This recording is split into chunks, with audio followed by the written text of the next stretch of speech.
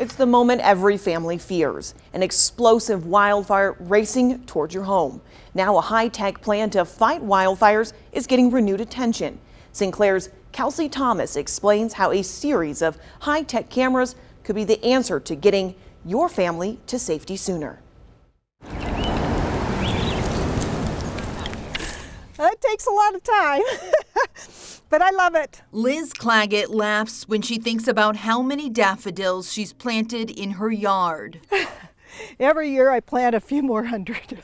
Unfortunately, her seasonal display foreshadows a coming threat. It is a risk you take. Here's what worries Liz.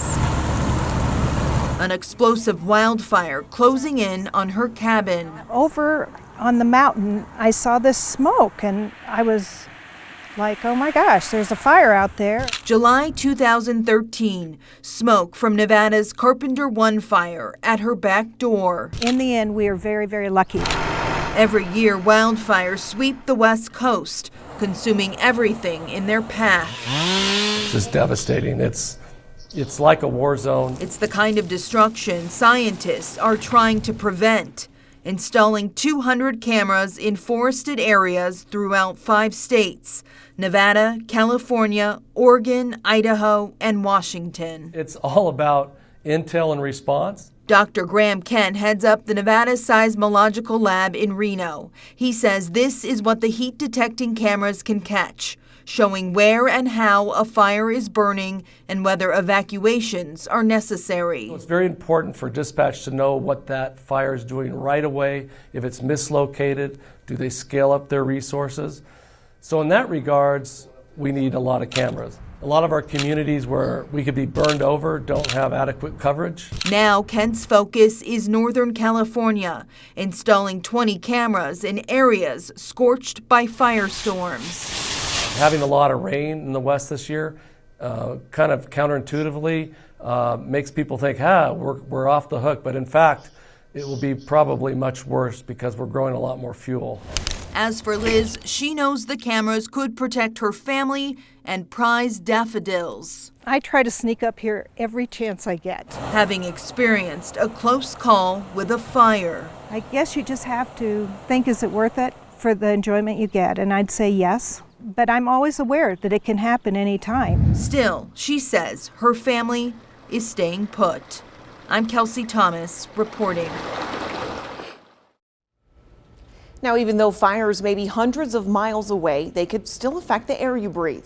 Joe English reports on what's being done to cut down on the growth rate of fires, which could aid our air quality.